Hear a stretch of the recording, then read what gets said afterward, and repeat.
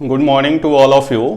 जैसा कि हम लोगों ने जो क्विज स्टार्ट किया हुआ था उस क्विज का आज हम लोग क्विज नंबर 15 देखेंगे। ठीक है, इसमें हम लोग डिफरेंट टाइप्स के 10 क्वेश्चन करते हैं। तो आज का जो सोल्यूशन है वो आपका क्विज नंबर 15 का है। ठीक है, चलिए स्टार्ट करते हैं। चलिए, जो नेक्स्ट क्वेश्चन दिया हुआ है वो आपका अलजेब्रा का एक क्वेश्चन है कि cube root of x minus 36 equal to 3 then x minus 1/x की वैल्यू हमें फाइंड आउट करनी है। अब यहाँ पे देखिए, तो ये क्यूब रूट है, ये क्यूब रूट है, तो कहीं ना कहीं हमें क्या करना होगा, इसका क्यूब फाइंड आउट करना होगा। तो आपको पता है, अगर मैं बात करूं a माइनस बी के होल क्यूब की, तो ये क्या होता है, a cube minus b cube minus 3ab a minus b. ठीक है, जो हमारा दिया हुआ एक्सप्रेशन है इसमें हम इसका क्यूब करते हैं, होल क्यूब।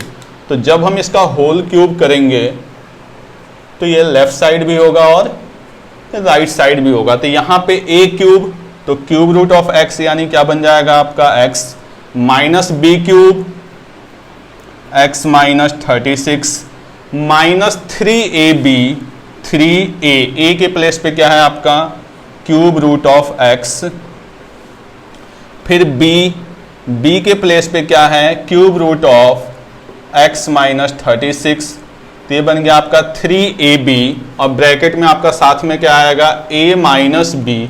तो a माइनस बी के प्लेस पे ऑलरेडी क्या है 3, तो यहाँ पे हमने लिख लिया 3। राइट साइड 3 का क्यूब क्या बन जाएगा आपका 27। अब इसको सॉल्व करते हैं तो x माइनस एक्स प्लस 36 3 और ये 3 क्या बन जाएगा आपका 9 cube root of x into cube root of x minus 36 equal to 27। x से x कैंसिल हो जाएगा, इस 36 को हम उधर ले जाते हैं तो 9, इन दोनों को एक साथ कर लेते हैं, दोनों क्यूब रूट हैं। तो x जब अंदर जाएगा तो एक्स स्क्वायर माइनस 36x, यहाँ पे क्या रहेगा क्यूब रूट, और ये 36 उधर जाएगा तो 27 माइनस 36 यानी minus 9 cube root of x square minus 36x equal to minus 9। तो आप देखेंगे माइनस से माइनस क्या हो जाएगा कैंसल, 9 से 9 भी क्या हो जाएगा कैंसल, यानी राइट साइड में हमारा क्या बचेगा 1, यानी cube root of x square minus 36x equal to क्या है 1। फिर दोनों साइड हम क्या करेंगे क्यूब, तो जब दोनों साइड क्यूब करेंगे तो ये क्यूब कैंसिल हो जाएगा और 1 का क्यूब क्या रह जाएगा 1, यानी x square minus 36x equal to क्या बन जाएगा आपका 1। अब यहाँ पे हम क्या करेंगे, इसको x से डिवाइड, तो जब x से डिवाइड करेंगे तो x minus 36 equal to 1/x को उधर ले जाएंगे, 36 को उधर, तो x minus 1/x equal to 36, और यही हमारा क्या हो जाएगा आंसर। सिंपल सा क्वेश्चन था, गिवन आपका था cube root of x minus 36 equal to 3 दिया हुआ था। हमने दोनों साइड क्या कर दिया, सिंपल क्यूब लगा दिया इस आइडेंटिटी को यूज करके, a माइनस बी का whole cube equal to a cube minus b cube minus 3ab a minus b, और उसी को सिंप्लीफाई किया गया है। क्लियर, ये माइनस से माइनस कैंसिल है, 9 को जब हमने राइट साइड ट्रांसफर किया तो 9 से 9 कैंसिल होकर क्या बन गया 1। फिर से एक बार इसको क्यूब रूट कर दिए, क्यूब रूट को हटाने के लिए हमने क्यूब कर दिया है और इसको सॉल्व करके आ गया। क्लियर, नोट डाउन कर लीजिए इसे। फिर नेक्स्ट क्वेश्चन देखते हैं हम लोग। चलिए, जो थर्ड क्वेश्चन दिया हुआ है उसमें दिया हुआ कि कोई रिवर सिप्रा है, जैसे रिवर यहाँ पे हमने दे दिया। ठीक है, ये कोई रिवर है जिसका फ्लो का डायरेक्शन दिया हुआ है इधर से इधर की तरफ। ठीक है, आदिवासी में कोई रिवर है जो इस डायरेक्शन से इस डायरेक्शन की तरफ क्या हो रही है, फ्लो हो रही है। रिवर का नाम दिया हुआ आपका सिप्रा। कोई पर्सन है वो इस प्लेस से इस प्लेस की तरफ जा रहा है। ठीक है, आदिवासी में पर्सन जो है राजू, कोई पर्सन है वो आपका इस प्लेस से इस प्लेस की तरफ जा रहा है, और जो रिवर का फ्लो है यानी जो करंट का डायरेक्शन है वो इस डायरेक्शन में है। क्या कह रहा है कि जो उसकी बोट की स्पीड है, स्पीड ऑफ बोट, वो दिया हुआ आपका 1/3 स्पीड ऑफ करंट। ठीक है, बोट की जो स्पीड है वो क्या है, करंट की स्पीड की 1/3 पार्ट है। पहले क्वेश्चन में क्या कह रहा है कि अगर वो 3/5 मतलब टोटल डिस्टेंस का 3/5, आपको पता है जैसे ही डिनोमिनेटर आया तो हमने टोटल डिस्टेंस ले लिया 5x, ठीक है। टोटल डिस्टेंस क्या हो गया आपका 5x यहां से यहां।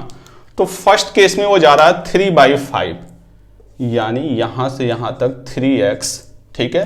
आगे बस से बिना रो किए हुए, मतलब यहां से यहां तक जब वो जा रहा है तो यहां पे वो कोई भी बोट की मोशन से नहीं जा रहा, वो सिर्फ और सिर्फ किससे जा रहा है, करंट से जा रहा है 3/5 पार्ट, एंड रेस्ट 2/5 पार्ट यानी 2x जो है वो किसके साथ जा रहा है, बोट प्लस करंट के साथ। और यहां पे किसके साथ जा रहा है, सिर्फ करंट के साथ। क्लियर। जो ये वाला पार्ट है 3x ये सिर्फ करंट के साथ जा रहा है, और जो ये 2x वाला पार्ट है ये वो बोट और करंट दोनों के साथ जा रहा है। ये क्वेश्चन में दिया हुआ है। तो यहां पे अगर मैं लिखूं फर्स्ट कंडीशन में तो दिया हुआ है 3x और साथ में आपका 2x, तो जो उसका टोटल टाइम लग रहा है वो t लग रहा है। क्लियर कि पहले वो 3x गया, तो जो ये 3x जा रहा है वो सिर्फ और सिर्फ किसकी वजह से जा रहा है, यहां पे मैं लिख देता हूं करंट की वजह से, और ये जो 2x जा रहा है वो बोट प्लस करंट से जा रहा है, तो उसको टाइम कितना लग रहा है 2। सेकेंड कंडीशन में कह रहा है कि अगर वो 2/5 जर्नी, तो आपको पता है टोटल जर्नी कितनी है 5x, तो 2/5 अगर करेंगे यानी 2x, तो 2x अगर वो जा रहा है बिना रो किए यानी करंट की वजह से जा रहा है, तो बचेगा कितना 3x, तो जो टोटल टाइम लग रहा है वो लग रहा है t-5। क्लियर। यही आपका क्वेश्चन दिया हुआ है कि कोई रिवर है वो इस डायरेक्शन से इस डायरेक्शन में फ्लो हो रही है, किसी पर्सन को यहां से यहां तक जाना है, ठीक है। जो स्पीड ऑफ उसकी बोट है वो करंट की स्पीड की क्या है 1/3 पार्ट है। क्लियर। आगे अगर हम बात करें तो कह रहा है कि अगर वो 3/5 ऑफ जर्नी, तो हमने टोटल डिस्टेंस कितना मान लिया 5x, बिना रो किए जा रहा है यानी सिर्फ करंट के साथ जाएगा, और ये बोट और करंट दोनों जाएगा। तो ये टाइमिंग दिया हुआ है। एक तो है इसका आप पूरा का पूरा प्रॉपर बेसिक से सॉल्व करें, तो देखिए इतना ज़्यादा टाइम नहीं होगा कि हम इसको पूरा का पूरा बेसिक से सॉल्व करें। अब इसको थोड़ा सा हम लोग सोचते हैं, अगर हम इसको यहाँ पे ध्यान से देखें तो इस टाइमिंग में और इस टाइमिंग में कितने का गैप है, यहाँ पे t है और यहाँ पे क्या है t-5 है। ये 5 यूनिट का गैप है, कहीं भी ये मिनट सेकेंड आवर नहीं दिया हुआ है, तो हम इसकी यूनिट भी डिसाइड नहीं कर सकते। हम बस ये कह सकते हैं कि 5 यूनिट का गैप है। यानी कहने का मतलब ये है कि यहां से यहां जो टाइमिंग है वो 5 मिनट क्या है, ज़्यादा है। ये बात समझ में आ रही है। क्वेश्चन आपने ऐसा भी किया होगा कि ट्रेन और बस वाला या कार वाला कि उसको टोटल टाइम लगता है 8 आवर, कार पे जब हम डिस्टेंस को कम करते हैं तो टाइमिंग क्या हो जाता है, कम हो जाता है। तो वहाँ पे हम वैल्यू को ट्रांसफर करते थे, सेम वही काम हम यहाँ पे करेंगे। यहाँ पे ध्यान से देखिए कि ये 2x है करंट से, और यहाँ पे करंट से कितना है 3x, तो टाइमिंग का गैप कितना है 5 है। अगर इस 2x को भी हम यहाँ पे ट्रांसफर कर दें बाय द वे, तो आप ध्यान से देखिए कि ये वैल्यू इससे 5 मिनट क्या है एक्स्ट्रा है। तो जब ये 1 यूनिट ट्रांसफर हो रहा है तो 5 यूनिट एक्स्ट्रा, तो पूरा का पूरा ट्रांसफर हो जाए। यानी हम बोलें अगर ये 5x और यहाँ पे 0, ध्यान से समझिए कि हम पूरा का पूरा पार्ट किससे जा रहे हैं, करंट से जा रहे हैं। तो जब हम पूरा का पूरा पार्ट करंट से जाएंगे तो आप देखिए यहाँ पे 1 यूनिट ट्रांसफर हो रहा है, तो टाइमिंग कितना बढ़ रहा है 5 मिनट। तो यहां से यहां कितना हो रहा है आपका टोटल का टोटल कितना हो गया, पूरा का पूरा पार्ट ट्रांसफर हो गया यानी 3 पार्ट। तो इस केस में जो टाइमिंग आएगी वो t+10 आएगी। ये बात समझ में आ रही है। 1 यूनिट की वैल्यू 5, तो 3 यूनिट की वैल्यू 15, तो इसमें जब हम 15 को ऐड करेंगे तो बन क्या जाएगा t+10। क्लियर। सेकेंड अगर हम कंडीशन देखें यहाँ पे इसके अकॉर्डिंग, तो जब हम यहां से यहां चेंजेज कर रहे हैं, ध्यान से देखिए जब हम यहां से यहां चेंजेज कर रहे हैं, ठीक है, तो यहां पे अगर हम 1 यूनिट बोट और करंट पे बढ़ा रहे हैं तो कितनी वैल्यू कम हो रही है 5 यूनिट। आप देखिए कि बोट पे कितना गया, बोट प्लस करंट पे कितना गया 2x, और यहाँ पे कितना गया 3x। तो 1 यूनिट हमने इंक्रीज किया तो 5 यूनिट टाइम क्या हुआ, कम हुआ। तो हम पूरा का पूरा इंक्रीज कर दें, यानी मैं लिखूं यहाँ पे कि ये पार्ट 0 और ये पार्ट 5x, तो जो हमारा टाइम लगेगा वो t-15 लगेगा। बस यही एक छोटी सी बात आपको समझनी थी, ठीक है, कि क्वेश्चन में ये तो गिवन था। यहाँ पे जो मैं चेंजेस कर रहा हूँ वो आपको ध्यान से देखना है कि यहाँ पे 1 यूनिट का चेंजेज तो टाइम का गैप 5, तो 3 यूनिट का चेंजेज तो टाइम का गैप 15 यानी इसमें 15 यूनिट ऐड हो जाएगा। सेकंड में देखते हैं ये, अब आपको ध्यान से देखना है, तो जब ये वाला पार्ट ये कवर कर रहा है तो पूरा का पूरा पार्ट किसके थ्रू हो रहा है, करंट के थ्रू। इस वाले पार्ट की बात करें तो बोट प्लस करंट। दोनों केस में डिस्टेंस जो है वो आपका क्या है, कांस्टेंट है। तो आपको पता है speed equal to distance into time. तो अगर हम डिस्टेंस की बात करें यहां से तो डिस्टेंस इक्वल टू क्या होगा, स्पीड इनटू टाइम। तो हम इस केस में भी डिस्टेंस निकालते हैं और इस केस में भी डिस्टेंस निकालते हैं और दोनों डिस्टेंस को हम क्या कर देते हैं, इक्वेट कर देते हैं। तो डिस्टेंस निकालना है तो स्पीड इनटू टाइम, तो इस केस में वो किसके थ्रू जा रहा है, करंट के थ्रू। तो अब यहां पे देखिए स्पीड ऑफ बोट जो है वो 1/3 ऑफ करंट है। तो अगर हम करंट को 3 के माने तो बोट हमारा क्या होगा, के होगा। ठीक है, तो यहां पे करंट के थ्रू जाना है तो स्पीड क्या बनेगी आपका 3k, तो 3k into time t+10 equal to, इस कंडीशन में तो स्पीड कितनी बनेगी, बोट प्लस करंट, तो बोट प्लस करंट यानी 4k और जो टाइम है हमारा वो क्या है t-15। बस इसको सॉल्व करते हैं तो सबसे पहले k से k cancel, 3t + 30 equal to 4t - 60। Clear, t को हम इधर लाते हैं, 30 को उधर ट्रांसफर करते हैं तो फाइनली t इक्वल टू क्या आ जाएगा, 90 यूनिट। और यही हमारा क्या हो जाएगा, आंसर। ठीक है, क्वेश्चन में बस यही सिंपल था कि कोई डिस्टेंस को हमने क्या ले लिया है 5x, उसके पीछे रीजन क्या है कि डिनोमिनेटर में क्या दिया हुआ आपका 5 दिया हुआ है। क्वेश्चन में बता रहा है कि अगर वो 3/5 पार्ट जा रहा है बिना रो की यानी करंट के साथ जाएगा, बाकी पार्ट बोट और करंट दोनों जाएगा, तो टोटल टाइम कितना है, t है। फिर आपका कह रहा है अगर 2/5 पार्ट जाएगा किसके, करंट के थ्रू, रेस्ट पार्ट जाएगा तो t-5। यहाँ पे बस एक छोटा सा हमें कॉन्सेप्ट यूज करना था कि हम ये पूरी की पूरी वैल्यू इस पे ट्रांसफर करेंगे तो 2 यूनिट ट्रांसफर करेंगे यानी 10 यूनिट और कम हो जाएगा, यानी 10 यूनिट यहाँ पे बढ़ गया। जब ये वैल्यू इस पे ट्रांसफर किए तो यहाँ से 15 चेंजेज हो गया और इसी को फिर हमने डिस्टेंस को क्या कर दिया, इक्वेट कर दिया। क्लियर, नोट डाउन कर लीजिए इसको, काफी अच्छा क्वेश्चन था ये। चलिए नेक्स्ट जो आपका 4th क्वेश्चन है वो दिया हुआ है, Anshu start to drive from Mumbai towards Jaipur. यानी अंशु जो जा रहा है वो आपका मुंबई से जयपुर। क्लियर, कितने बजे इसने अपनी जर्नी स्टार्ट की है, 9:30 पे। ठीक है, and Manu start to drive from Jaipur to Mumbai, और यहां से मनु ने स्टार्ट किया 9:30 पे। Clear, and they meet at Pune, ये कहीं ना कहीं किसी प्लेस पे मिल रहे हैं पुणे पे। यानी अंशु जो है वो यहां से यहां आ रहा है और ये जो है वो यहां से यहां आ रहा है। Clear, after the meeting they both reach there destination, यानी मिलने के बाद ये क्या हो गया, मीटिंग पॉइंट। इसके बाद से इसको यहां पे इसकी डेस्टिनेशन ये है तो इसको टाइम लग रहा है 96 मिनट्स,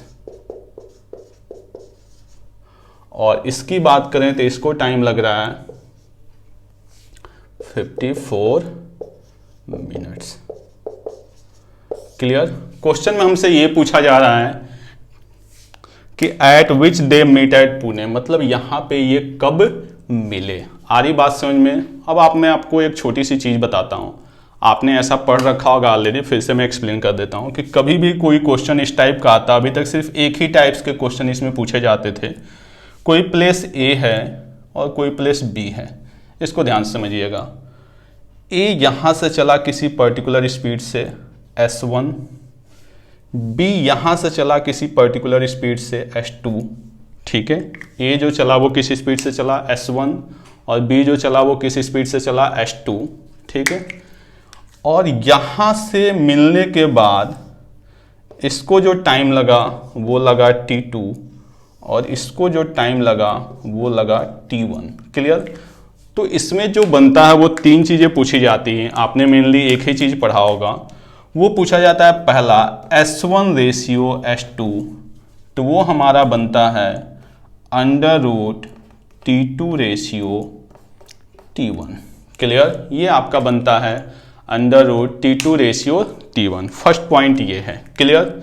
सेकेंड पॉइंट इसमें होता क्या है, मैक्सिमम एग्जाम में यही पॉइंट पूछा जाता है, बट इसमें 2 पॉइंट और होते हैं। एक पॉइंट हमसे पूछा जाता है देयर मीटिंग टाइम, तो जो T बनता है वो बनता है आपका under root T1 into T2, और जो थर्ड होता है वो हमसे पूछा जाता है डिस्टेंस टोटल AB, ये बनता है S1 T1 plus S2 T2। Clear. AB जो बनता है वो आपका बनता है S1 T1 plus S2 T2। इस क्वेश्चन में हमसे पूछा गया है मीटिंग टाइम, यानी किसकी बात किया जा रहा है, T की। तो T इक्वल टू जो हमारा होगा अंडर रूट T1 T2 यानी 96 इंटू 54, इसको ब्रेक कर लेते हैं, 12 इंटू 8 और 9 इंटू 6, तो 8 9 जा 72 और 12 6 जा भी 72, तो फाइनली आ जाएगी T की वैल्यू क्या, 72 मिनट्स। कब, 9:30 के बाद। 72 मिनट्स का मतलब क्या हो गया, 1 आवर 12 मिनट, और पहले ये चले कब थे, 9:30 पे, यानी कब मिलेंगे, 10:42 AM पे चले थे, तो AM यही हमारा क्या हो जाएगा, आंसर हो जाएगा। क्लियर। सिर्फ 2-3 पॉइंट इसमें था, ये आपको समझना था मेन, कि कोई पर्सन A है और कोई पर्सन B है, दोनों सेम टाइम पे चले, ये S1 स्पीड से चला, S2 स्पीड से चला, यहाँ पे पर्टिकुलर मिलते हैं, मिलने के बाद ये अपने डेस्टिनेशन पे T1 टाइम में, ये अपने डेस्टिनेशन पे T2 टाइम में, तो पहला जो बनता है S1 ratio S2 equal to क्या होता है, under root T2 ratio T1। दूसरा हमसे पूछा जाता है देयर मीटिंग टाइम T, तो अंडर रूट T1 T2, और एक टोटल डिस्टेंस पूछा जाता है AB, तो ये बन जाएगा S1 T1 plus S2 T2। तो हमसे पूछा गया था मीटिंग टाइम, तो simple T equal to under root 96 into 54, simplify किया 72 मिनट्स, कब, 9:30 के बाद, इसमें हमने ऐड किया, फाइनली आंसर हमारा आ गया 10:42। क्लियर, यही हमारा आंसर होगा। ओके, नोट डाउन करें इसको। चलिए क्वेश्चन नंबर 5 देखते हैं। क्वेश्चन नंबर 5 में क्या दिया हुआ है कि अमन कोई पर्सन है, ठीक है, वो किसी पर्टिकुलर डिस्टेंस में, ठीक है, जो आपका डिस्टेंस दिया हुआ है वो कितना है, 270 किलोमीटर। ठीक है, इसमें फर्स्ट पार्ट जाता है 30 किलोमीटर पर आवर की स्पीड से, और सेकंड पार्ट जाता है 54 किलोमीटर पर आवर की स्पीड से। कह रहा है Aman travel a certain distance of 270 kilometre, first part at 30 kilometre per hour and second part at 54 kilometre per hour. हमने मान लिया कि ये जो पार्ट है वो यहाँ से यहाँ तक क्या है, x, और यहाँ से यहाँ तक क्या है, y। फर्स्ट में ये दिया हुआ है। सेकेंड में कह रहा है कि अगर वो first part 54 kilometre per our की स्पीड से जाता है और सेकेंड पार्ट अगर 30 किलोमीटर पर आवर की स्पीड से जाता है, तो वो 30 किलोमीटर एक्स्ट्रा जाता है, यानी कितना जाता है, टोटल डिस्टेंस 300 किलोमीटर। बात समझ में आ रही है? यानी अब हम कह सकते हैं कि यहाँ से यहाँ तक तो ऑलरेडी जा रहा है, यानी ये पार्ट उसका क्या हो गया, x, ये पार्ट क्या हो गया, y, और ये मान लीजिए 30 किलोमीटर क्या जा रहा है, एक्स्ट्रा जा रहा है। क्लियर? फर्स्ट पार्ट में है कि अगर ये डिस्टेंस गया 30 किलोमीटर पर आवर से, ये डिस्टेंस गया 54 किलोमीटर पर आवर से, तो किसी पर्टिकुलर टाइम में उसने टोटल डिस्टेंस कितना कवर किया, 270 किलोमीटर। सेकेंड में कह रहा है कि अगर फर्स्ट पार्ट वो गया 54 किलोमीटर पर आवर की स्पीड से और सेकेंड पार्ट गया अगर 30 किलोमीटर पर आवर की स्पीड से, तो उसी पर्टिकुलर टाइम में टोटल डिस्टेंस कितना कवर करेगा, 300 किलोमीटर। क्लियर? इसके अगर हम बेसिक वे की बात करें तो आपको पता है यहाँ पे डिस्टेंस दिया हुआ है, यानी आप कह सकते हैं x प्लस वाई की वैल्यू क्या हो गई, 270 किलोमीटर। इन दोनों, ये दोनों के दोनों टाइमिंग क्या है आपका, सेम है, तो हम यहाँ पे टाइमिंग निकालेंगे और यहाँ पे टाइम निकालेंगे और दोनों टाइम को क्या करेंगे, इक्वेट कर देंगे। जैसे स्पीड इक्वल टू क्या होता है, डिस्टेंस अपॉन टाइम, तो टाइम इक्वल टू क्या हो जाएगा, डिस्टेंस अपॉन स्पीड। यानी आप लिख सकते हैं first equation x/30 plus y/54 equal to x by 54 plus y plus 30/30, और दोनों इक्वेशन को सॉल्व करेंगे, हमारा क्वेश्चन सॉल्व हो जाएगा, एक्स और वाई की वैल्यू आ जाएगी, फिर वहां से हम इसकी क्या करेंगे, टाइम निकाल लेंगे। लेकिन मैं जो बताना चाह रहा हूं उसको हम लोग करते हैं एक छोटे से कॉन्सेप्ट को समझ के। आप देखिए कि अगर हमने मान लिया कि फर्स्ट कंडीशन में उसको जो टोटल टाइम लगा वो t लगा, फर्स्ट कंडीशन में जो टोटल टाइम लगा वो t लगा, यानी कुछ पार्ट गया वो 30 किलोमीटर पर आवर की स्पीड से और कुछ पार्ट गया वो 54 किलोमीटर पर आवर की स्पीड से, यानी ये पार्ट गया x और ये पार्ट गया y, तो टोटल टाइम कितना लगा, t। अब एक बात बताइए कि अगर वो ये 30 एक्स्ट्रा नहीं जाता, ये वाला जो 30 एक्स्ट्रा अगर वो नहीं जाता तो टोटल डिस्टेंस कितना कवर करता, यानी 300 था, अगर ये 30 एक्स्ट्रा नहीं जाता तो डिस्टेंस कितना कवर करता, 270। तो 270 डिस्टेंस कवर करने में कितना टाइम लगता। आपको पता है कि यहाँ पे स्पीड कितनी है, 30 किलोमीटर पर आवर। अगर 30 किलोमीटर को हम कम करेंगे डिस्टेंस में तो टाइमिंग भी 1 आवर कम हो जाएगा, यानी सेकेंड केस में हम यहाँ पे डिस्टेंस को कितना कर रहे हैं, 270, तो जो टाइम होगा वो t-1 हो जाएगा, क्योंकि लास्ट की उसकी स्पीड क्या है, 30 किलोमीटर पर आवर। अगर हम 30 किलोमीटर डिस्टेंस को कम करेंगे तो ऑब्वियस सी बात है 1 आवर टाइमिंग क्या हो जाएगी, कम हो जाएगी। यानी इस केस में x जा रहा है वो किस स्पीड से, 54 किलोमीटर पर आवर से, और y जा रहा है 30 किलोमीटर पर आवर से, तो टोटल टाइम कितना लग रहा है, t-1। ये दो इक्वेशन बन गए हमारे, फर्स्ट और सेकंड। क्लियर। अब आपको पता है ये क्या है, टाइमिंग है, तो एक तो है आप एक्स वाई के फॉर्म में बनाइए, और दोनों इक्वेशन का अगर हम ऐड कर दें, add equation first and second, तो आप क्या देखेंगे कि जो ये x है यहाँ पे 30 से गया और ये y यहाँ पे 30 से गया, यानी 30 की स्पीड से वो x भी जा रहा है और y भी जा रहा है।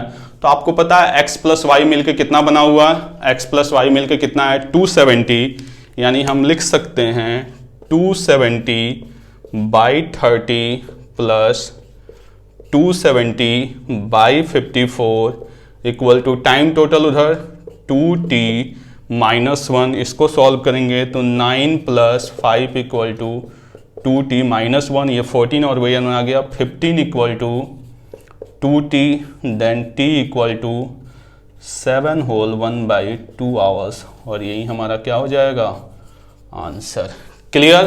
क्वेश्चन में बस हमने डिस्टेंस को क्या किया हुआ है, सेम किया हुआ है, तो जो ये एक्स्ट्रा जा रहा था उसको हमने क्या किया है, कम किया है, तो टाइमिंग क्या हो गई है, 1 आवर कम हो गई है।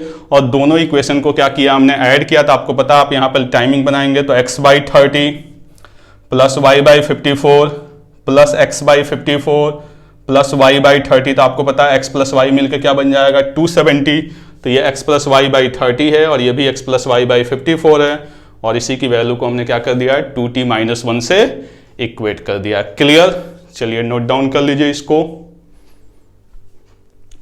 चलिए जो क्वेश्चन नंबर 6 है उसमें क्या कर रहा है, कोई शॉपकीपर है, उसके पास क्या है कि दो तरह की चीजें, एक फ्रेश है और एक क्या आपका ड्राई है। फ्रेश में जो वाटर है वो कितना आपका 80%, तो पल्प कितना हो जाएगा 20%।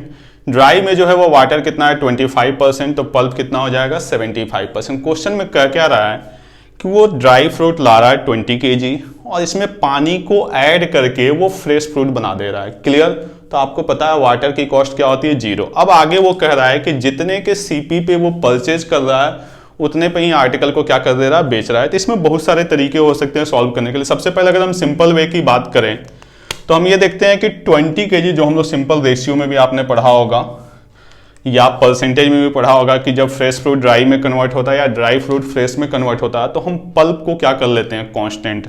अगर हम इसको यहाँ पे रेशियो बनाएं तो ये वैल्यू कितनी हो जाएगी, 4:1, और ये आपकी हो जाएगी 1:3। क्लियर।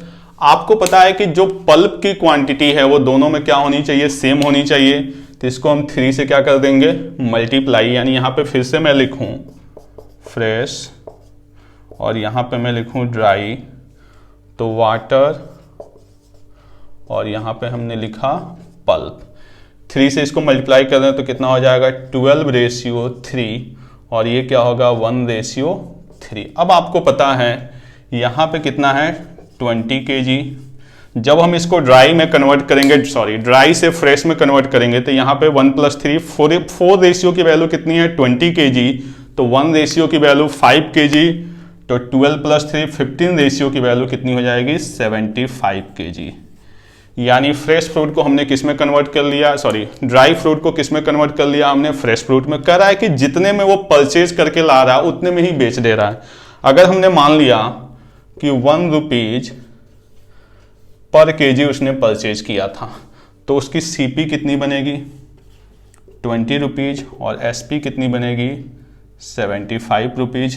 प्रॉफिट कितने का हो गया आपका, आप देखिए 20 रुपीज का उसने परचेज किया और बेचा कितने में 75 रुपीज में, तो उसको जो टोटल प्रॉफिट हुआ वो कितने का हुआ 55 का। सीपी कितना है 20 × 100, यानी वैल्यू कितनी आ गई 275%।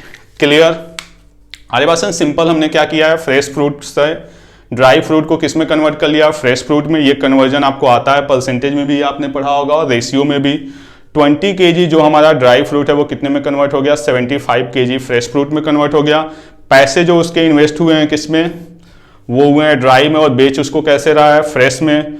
तो 20 रुपीज उसने इन्वेस्ट किया और उसके पास पैसे कितने आ गए 75 रुपीज।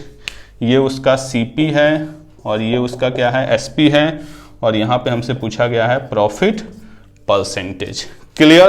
तो एक तो तरीका ये है कि आपने प्राइस में कन्वर्ट किया। दूसरा आसान तरीका क्या है कि आप क्वेश्चन को यहीं से सॉल्व कर सकते हैं कि आप देखिए चेंजेज उसको क्या मिल रहा है, पल्प तो कांस्टेंट है, वैल्यू उसकी इंक्रीज क्या हो रही है वाटर की। वाटर यहाँ पे कितना है 1 और यहाँ पे कितना है 12, यानी वाटर का इंक्रीमेंट कितने का हुआ 11 का। यही 11 उसको प्रॉफिट देगा जो वाटर है। आउट ऑफ टोटल क्वांटिटी उसके पास कितनी है 4, तो 11 का प्रॉफिट आउट ऑफ 4 × 125, यानी कितना आ गया 275%। आप यहां से भी सॉल्व कर सकते हैं। यहां हमने देखा, आपको पता है कि कोई मिल्कमैन होता है या कोई भी होता है उसमें वाटर ऐड करता है, तो जो भी चीज फ्री में ऐड की जाती है वही उसका क्या है प्रॉफिट है। तो वाटर 1 से कितना हो जा रहा है 12, यानी 11 का प्रॉफिट दे रहा है। टोटल इन्वेस्टमेंट कितना है उसका 1+3 यानी 4, 11/4 × 100 यानी 275%। ये हम बिना उसको प्राइस में कन्वर्ट किए। क्लियर। चलिए ओके, नेक्स्ट क्वेश्चन देखते हैं इसके बाद। चलिए देखते हैं, दिया हुआ है question number 7। There are 4 friends P, Q, R and S. The time taken by P alone to complete the work is X days. यानी P जो है वो आपका X डेज में वर्क को कंप्लीट कर रहा है और R जो है वो आपका X + 14 डेज में। क्लियर। ठीक है, P जो है वो X डेज में, R जो है वो X + 14 डेज में। P started the work alone after 11 days, Q joined him and after 15 more days both of them left the work and rest of work is completed by S intended. The efficiency of R is 25. यहाँ पे देखिए R, Q, S की efficiency का ratio दिया हुआ है, Q, R और S सबसे लास्ट में। Efficiency of R is 25% more than the efficiency of Q and the ratio of efficiency of Q to S is 6:7। Q और S की जो एफिशिएंसी का रेशियो है वो क्या है 6:7 है। क्लियर। और उसके बाद से आपकी जो दूसरी चीज दी हुई है कि R जो है वो इससे 25% ज्यादा है। क्लियर। ये रेशियो दिया हुआ एग्जैक्ट वैल्यू है नहीं, तो अगर इसका मैं 25% बढ़ाऊंगा तो ये वैल्यू किस में चली जाएगी पॉइंट में। तो हम थोड़ा सा इसको डबल कर लेते हैं कि इसको हमने ले लिया 12 और इसको हमने ले लिया 14, इससे 25% ज्यादा है, यानी कितना 15। यानी ये हो गई Q की एफिशिएंसी 12, R की 15 और S की 14। अब अगर हम टोटल वर्क की बात करें, टोटल वर्क तो क्वेश्चन में दिया हुआ देखिए R to complete the work X + 14 days में। R जो है वो X + 14 डेज में पूरा का पूरा काम कर रहा है और R की हमारे पास एफिशिएंसी भी दी हुई है कितनी 15। तो टोटल वर्क हमारा आ जाएगा 15x + 14 यानी आ जाएगा 15x + 14 + 7 21 यानी 210। क्लियर। इस टोटल वर्क को कैसे किया जा रहा है देखिए, P started the work, P ने काम को स्टार्ट किया, and work alone after 11 days, यानी P ने 11 डेज काम किया पहले, उसके बाद से Q के साथ इसने 15 डेज किया, यानी हम कह सकते हैं कि P ने टोटल 26 डेज किया, उसके बाद से Q ने आपका कितने दिन किया 15 डेज, प्लस S ने लास्ट के 10 डेज, और वर्क हो गया कंप्लीट। ठीक है, ये चीज दी हुई है कि P ने पहले 11 डेज किया, फिर उसके बाद से Q ने उसको ज्वाइन किया, फिर उसके बाद से नेक्स्ट 15 डेज तक दोनों की, यानी P का वर्क कितना हो गया 26 days, Q 15 days, S 10 days, तो टोटल वर्क क्या बना हुआ आपका 15x + 210। यहां से देखिए आपको Q और S की एफिशिएंसी पता है, Q की एफिशिएंसी कितनी है 12, तो यहाँ पे हम 12 पुट करेंगे तो 12 × 15 यानी बन जाएगा आपका 180 वर्क। S की एफिशिएंसी कितनी है आपकी 14 × 10 यानी 140 वर्क इक्वल टू 15x + 210। तो यहां से P का 26 डेज का वर्क 180 इसको ले जाकर उधर माइनस कर देंगे, तो P जो 26 डेज में वर्क करेगा वो आपका होगा 15x + 210 माइनस, यहां से ये वैल्यू चली जाएगी आपकी 320, यानी कितना 15x - 110। ये वर्क P ने किया 26 डेज में। क्लियर, यहां तक दिया। अब हम यहां पे लगा सकते हैं आपका MDH। अब हम देखते हैं कि P जो है, P की अगर हम बात करें तो 26 डेज में कितना work 15x - 110 equal to P जो है वो x डेज में कितना वर्क कंप्लीट वर्क, और कंप्लीट वर्क हमारे पास क्या दिया हुआ है 15x + 210। P से P क्या हो जाएगा कैंसल। अब हमें यहाँ पे x की वैल्यू को फाइंड आउट करना है, तो यहाँ पे देखिए 5 दिख रहा है, यहाँ पे भी 5 दिख रहा है, दोनों जगह से हम 5 को कॉमन लेते हैं, तो 26 5 को कॉमन लिए 3x - 20x / 5 को कॉमन लिए 3x + 42, 5 से 5 क्या हो जाएगा कैंसल, बाकी क्रॉस मल्टीप्लाई कर देते हैं हम लोग 78x 26 दूनी 52 26 104 5 109 इक्वल टू 3x² - 22x। इसको सबको उस साइड ले जाते हैं, 3x² - 100x - 1092 इक्वल टू 0। यहां से जब हम सॉल्व करेंगे x की वैल्यू फाइनली आ जाएगी अपने पास, इसको पूरा सिंप्लीफाई करके 3x की वैल्यू आ जाएगी 42, और यही हमारा आंसर दिया हुआ है। क्लियर, क्वेश्चन में आपका सिंपल क्या था, एक बार और मैं एक्सप्लेन कर देता हूं कि P जो है वो x डेज में किसी काम को कंप्लीट कर रहा है, R जो है वो x + 14 डेज में कर रहा है, Q और S की एफिशिएंसी का रेशियो क्या है 6:7, R जो है वो Q से क्या है 25% ज्यादा है, तो हमने क्या किया इसको डबल कर लिया ताकि ये वैल्यू पॉइंट में आए, तो इसकी वैल्यू हो गई 12, इसकी वैल्यू हो गई 15, इसकी वैल्यू हो गई 14। टोटल वर्क Rx + 14 में R की एफिशिएंसी 15, तो 15 × x + 14 यानी 15x + 210। P ने 26 डेज वर्क किया, Q ने 15 डेज वर्क किया, S ने 10 डेज वर्क किया, टोटल वर्क कंप्लीट हो गया। यहां से मिला कि P जो है वो 26 डेज में 15x - 110 वर्क किया होगा। यहां से हमने लगा दिया MDH, P 26 डेज में ये वर्क स्टार्टिंग में दिया हुआ, P x डेज में ये वर्क, इसको सिंप्लीफाई करके x की वैल्यू 42। क्लियर, लिख लीजिए इसको।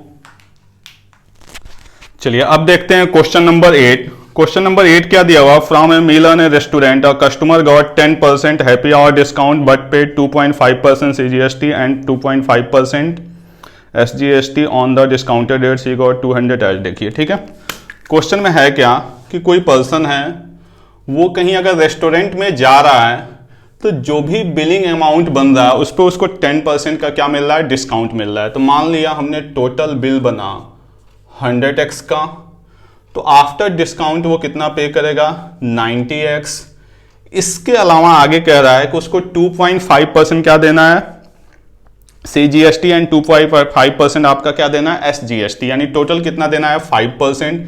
5% इसका कितना हो जाएगा 4.5x, यानी टोटल बिल कितना बन गया 94.5x। ये उसका एक्चुअल बिल हुआ। ठीक है, आगे क्या कह रहा है कि had he got ₹200 as a discount, यानी अगर उसको 200 का डिस्काउंट दे दिया जाए पहले ही, ठीक है, तो ये बिलिंग अमाउंट बना। यहां पे बिलिंग अमाउंट कितना बना था 10% का डिस्काउंट दिया गया था, तो बिलिंग अमाउंट कितना बना था 90x, और इस पे आपका उसका क्या है 4.5x GST है। ठीक है, तो टोटल बिल कितना बन गया 94.5। यहां पे क्या कह रहा है कि परसेंटेज में डिस्काउंट न देके उसको वैल्यू में डिस्काउंट दिया गया है, कितने का 200 का, तो ये बन गया बिलिंग अमाउंट, और इस पे उसको क्या देना है GST देना है कितना 5%। तो 5% अगर हम इस पे GST देंगे तो 100x का 5% यानी कितना हो गया आपका 5x, और इसका 5% यानी कितना बन गया आपका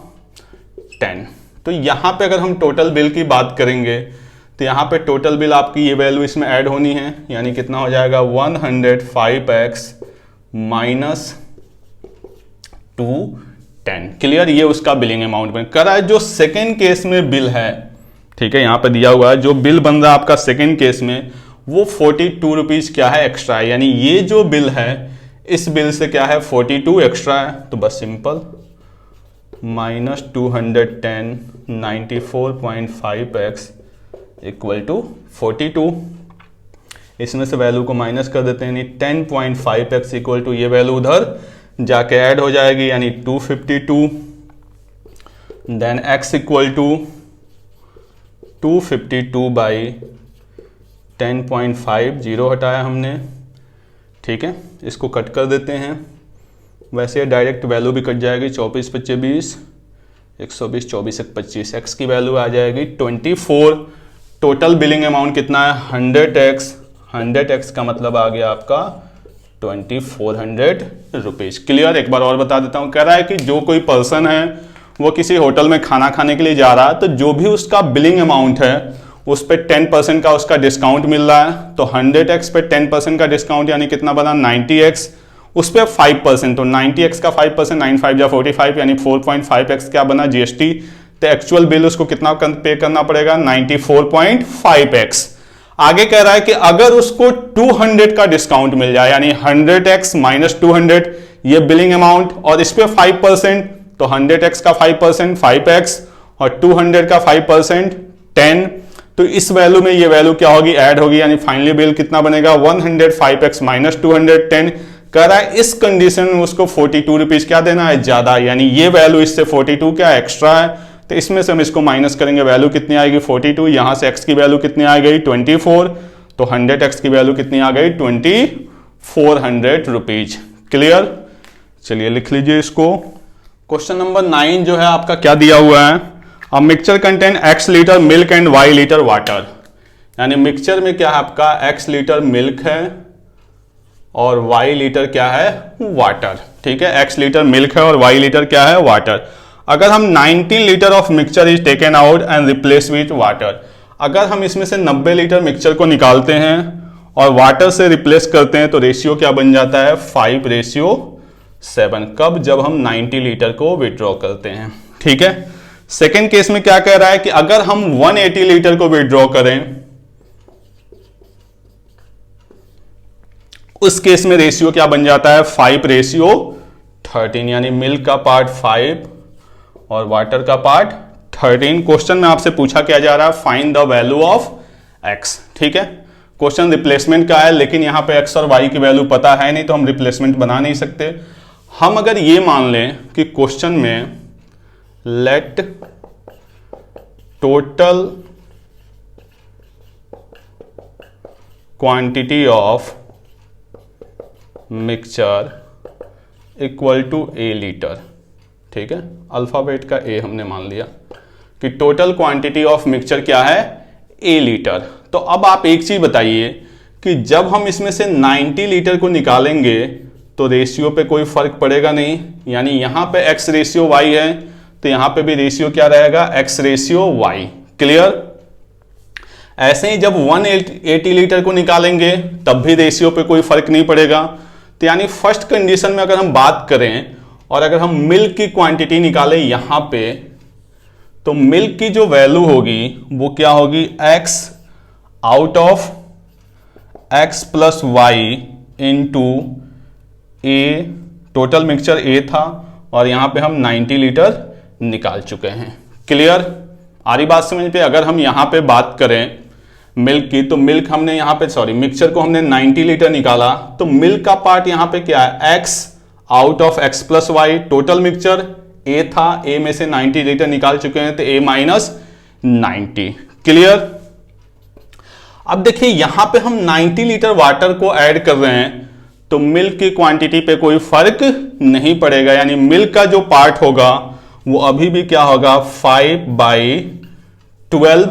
मिल्क का जो पार्ट होगा वो क्या होगा, 5/12।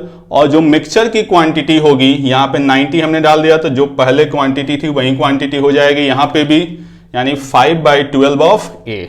क्लियर। अगर हम सेकेंड केस में बात करें यहां पे, तो इस केस में हम कितना निकाल रहे हैं, 180 लीटर। तो हम यहां पे अगर बात करें तो x by X plus Y A minus 180 equal to 5/18 into A. हम फर्स्ट इक्वेशन को सेकेंड से क्या कर दे रहे हैं, डिवाइड। फर्स्ट इक्वेशन को हमने सेकेंड से क्या कर दिया है, डिवाइड। तो x by X plus Y A minus 180 equal to 5/18 into A. जब हम इसको डिवाइड करेंगे तो ये पूरा पार्ट इससे कैंसल, ए से ए कैंसल, 5 से 5 कैंसल, यानी फाइनली हमारे पास क्या बनेगा, ये 18 ऊपर चला जाएगा, 12 नीचे, 6 से ये भी कैंसल, 2 और 3, यानी a minus 90 over a minus 180 equal to 3/2। यहां से जब हम इसको सॉल्व करेंगे तो twice of a minus 180 equal to 3a minus 540, then a equal to 360 litre. यानी जो मिक्सचर की इनिशियल क्वांटिटी है वो कितनी है आपकी, 360 लीटर। क्लियर। इतना नोट डाउन करिए, फिर आगे बताता हूं मैं। ठीक है। अब यहां पे टोटल मिक्सचर की क्वांटिटी हमारे पास कितनी आ गई, 360 लीटर। फर्स्ट वाली कंडीशन को हम देखते हुए चलते हैं, x y यहां पे कितना है, 5/7। ठीक है। और यहां पे हम मिक्सचर में से क्या कर चुके हैं, 90 लीटर विड्रॉ कर चुके हैं। ठीक है। तो आप देखिए कि यहां पे अगर क्वांटिटी 5/7 है, टोटल क्वांटिटी यहां पे कितना है, 360, और यहां पे हमने 90 लीटर क्या किया हुआ है, विड्रॉ किया हुआ है। तो 90 लीटर विड्रॉ किया हुआ है यानी 5/7 है। ठीक है। और यहां से फिर हम 90 लीटर को ऐड कर रहे हैं। ठीक है, सॉरी, यहां पे x/y है और यहां पे लास्ट में आपका क्या है, 5/7, यहां पे 360। तो इसके अकॉर्डिंग हम यहां पे अगर क्वांटिटी निकालें तो 12 की वैल्यू 360, तो 12 की वैल्यू 360, तो 1 की वैल्यू 30, तो 5 की वैल्यू 150, और ये हो गया आपका 210। यहां पे हमने पीछे वाटर को क्या किया हुआ है, 90 लीटर यहां पे वाटर को हमने ऐड किया हुआ है, यानी जब हम पीछे जाएंगे तो 150 और ये कितना हो जाएगा आपका 120, यानी रेशियो क्या बन जाएगा आपका 5/4। यानी स्टार्टिंग में भी रेशियो क्या रहा होगा, 5/4। बात समझ में आ रही है। हमने यही लिखा x/y था, 90 लीटर मिक्सचर को विड्रॉ किया और 90 लीटर वाटर को ऐड कर दिया। तो initial quantity final quantity same होगी। टोटल क्वांटिटी कितनी है, 360, तो 12 रेशियो की वैल्यू 360, तो 1 रेशियो की वैल्यू 30, तो 5 रेशियो की वैल्यू यहाँ पे 150 और 210। बट यहाँ पे 90 लीटर क्या हुआ है, वाटर ऐड हुआ है, तो हम पीछे जाएंगे तो वाटर की क्वांटिटी कितनी बनेगी, 120, यानी 5/4। तो पिछला इनिशियल रेशियो भी क्या रहा होगा, 5/4। हमसे क्या पूछा गया, x का मतलब 5 आउट ऑफ 9, तो 5/9 इंटू 360, यानी टोटल वैल्यू कितनी आ जाएगी, 200 लीटर। ये हमारी वैल्यू हो जाएगी x की और यही हमारा आंसर हो जाएगा। बस क्वेश्चन को यहां पे सॉल्व करना है मिडिल वाले पे, क्योंकि जो क्वांटिटी मिल्क की यहां पे होगी वही क्वांटिटी मिल्क की क्या होगी, यहां पे होगी, क्योंकि यहां पे चेंजेस किस में हो रहा है, वाटर में हो रहा है। बस उसी यहां पे मिल्क की quantity x out of x plus y, total mixture a minus 90, यहां पे मिल्क 5 आउट ऑफ 12, यहां पे मिक्सचर कंप्लीट हो चुका है a। सेम वही कंडीशन सेकंड में, फर्स्ट और सेकंड को डिवाइड करके हमने पहले किसकी वैल्यू निकाली है, a की। जब a की वैल्यू आ गई तो उसको यहां पे पुट करके हमने x की वैल्यू निकाली है। क्लियर? चलिए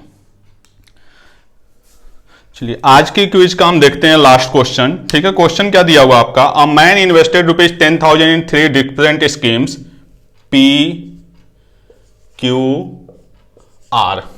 ठीक है, एट सिंपल इंटरेस्ट। P पे कितने पर इंटरेस्ट पे, 21%, Q पे 39% और R पे 13%। ठीक है, ये उसने इन्वेस्ट किया हुआ है। ठीक है, कितने पैसे इन्वेस्ट किए हुए उसने, टोटल 10,000। ठीक है, इन 3 different scheme P Q R। P पे जो रेट ऑफ इंटरेस्ट है वो कितना है, 21%, Q पे कितना है 39% और R पे कितना है 13%। अमाउंट इन्वेस्टेड इन Q में जो अमाउंट इन्वेस्ट किया जा रहा है 30% of that invested in scheme R का 30%, यानी अगर यहां पे 100 रुपए इन्वेस्ट करेगा तो यहां पे कितना करेगा, 30 रुपए। यानी कह सकते हैं हम कि 3:10 में इन्वेस्टमेंट है। ठीक है, Q और R पे जो इन्वेस्टमेंट का रेशियो है वो क्या है, 3:10। टोटल जो इंटरेस्ट उसको मिल रहा है 2 इयर्स में, 2 इयर्स में जो इंटरेस्ट मिल रहा है वो कितना आपका 4,000। तो यहां से हम रेट ऑफ इंटरेस्ट पता कर सकते हैं, टोटल ओवरऑल की तीनों स्कीम को मिला के ओवरऑल उसको रेट ऑफ इंटरेस्ट कितना मिला। तो आप देखिए 2 इयर्स में 4,000, तो 1 इयर्स में 2,000 और 2,000 10,000 का कितना होगा, 20%। क्लियर? क्वेश्चन में पूछा क्या जा रहा है कि उसने P पे कितना इन्वेस्टमेंट किया हुआ है। क्लियर? क्वेश्चन आपका बस यही दिया हुआ है कि कोई पर्सन है वो 10,000 रुपीज इन्वेस्ट करता है P Q R में। P पे 21%, Q पे 39%, R पे 13%। Q पे जो इन्वेस्टमेंट है वो R का 30% है, यानी 3:10 हो गया। टोटल इंटरेस्ट 4,000, तो रेट ऑफ इंटरेस्ट कितना बन गया, 20%। अब आप देखिए यहाँ पे एक तो है कि बेसिक से आप सॉल्व कर लें, यहाँ पे 3x मान लें, यहाँ पे 10x मान लें और ये P पे बन जाएगा आपका 10,000 माइनस 13x। क्लियर? दूसरा है कि हम यहाँ पे एलिगेशन लगाएं, तो आप देखिए कि यहाँ पे 3 है और यहाँ पे क्या है, 10 है, यानी यहाँ पे जो रेशियो बन रहा है वो क्या बन रहा है आपका 3:10। ठीक है, और हमने ऑलरेडी पढ़ रखा है कि जब एलिगेशन हम पढ़ते हैं तो A1 A2 और ये क्या बनता है N1 N2, तो N1 plus N2 equal to क्या होता है, A1 माइनस A2। तो 39 माइनस 13 की वैल्यू कितनी होगी, 26, और यहां पे 3 प्लस 10 की वैल्यू कितनी होगी, 13, यानी 13 की वैल्यू 26, तो 1 की वैल्यू 2, तो 10 की वैल्यू क्या हो जाएगी, 20। तो यहां पे जो रेट ऑफ इंटरेस्ट बनेगा वो क्या बनेगा, 19%। क्लियर? यानी Q और R को जो मिला के रेट ऑफ इंटरेस्ट बनेगा वो क्या बन जाएगा, 19%। यहां से आप देख लो 1 की वैल्यू 2, तो 3 की वैल्यू 6, यहां से भी 13 और 6 कितना बना, 19%। क्लियर? यानी Q और R का जो कंबाइंड इंटरेस्ट बना वो क्या बना, 19%। अब हम फिर से एलिगेशन लगाते हैं, एक साइड हमने रखा P को और एक साइड हमने रखा Q और R को। तो QR पे कितना है, 19%, P पे कितना है, 21%, और जब PQR तीनों को मिला दिया जाता है तो इंटरेस्ट कितना है, 20%। तो फाइनली जो रेशियो बनेगा वो क्या बनेगा, 1:1, यानी जितना अमाउंट P पे इन्वेस्ट किया जाएगा उतना ही अमाउंट Q और R पे। यानी इस 10,000 के 2 पार्ट होंगे, एक पार्ट P पे जाएगा और एक पार्ट किस पे जाएगा, QR पे। तो जो P पे इन्वेस्टमेंट होगा वो कितना हो जाएगा, 5,000। क्लियर? बस ये डबल एलिगेशन लगाना था। ठीक है, तो ये आज की क्विज का लास्ट क्वेश्चन था। Okay, thank you. Next class में हम लोग नेक्स्ट क्विज देखेंगे।